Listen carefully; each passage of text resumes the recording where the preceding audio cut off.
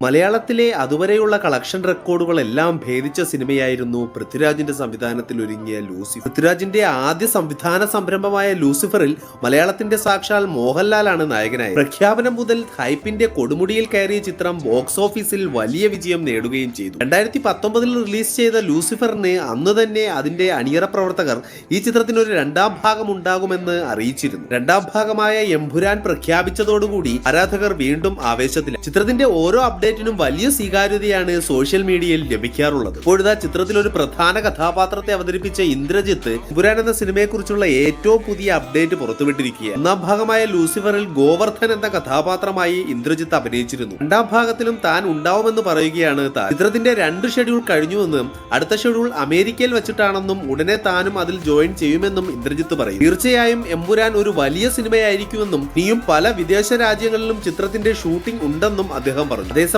മോഹൻലാൽ നായകനായി അവസാനമായി തിയേറ്ററുകളിലെത്തിയ മലൈക്കോട്ടെ വാലിബൻ എന്ന ചിത്രത്തിന്റെ OTT റിലീസ് ഈ മാസം തന്നെ ഉണ്ടാകും എന്നാണ് റിപ്പോർട്ടുകൾ സൂചിപ്പിക്കുന്നത്. ചിത്രത്തിന് തിയേറ്ററുകൾ സമ്മിശ്ര അഭിപ്രായമാണ് ലഭിച്ചുകൊണ്ടിരുന്നത്. മോഹൻലാലിന്റെ ആദ്യ സംവിധാന സംരംഭമായ ബെറോസ് മാർച്ച് 28 തിയേറ്ററുകളിൽ റിലീസ് ചെയ്യുമെന്ന് നേരത്തെ അറിയിച്ചിരുന്നു എങ്കിലും ചിത്രത്തെക്കുറിച്ചുള്ള മറ്റ് അപ്ഡേറ്റുകളൊന്നും പുറത്തു വന്നിട്ടില്ല. ചിത്രത്തിന്റെ പോസ്റ്റ് പ്രൊഡക്ഷൻ വർക്കുകളെല്ലാം തന്നെ വിദേശ രാജ്യങ്ങളിലായിട്ടാണ് നടക്കുന്നത്.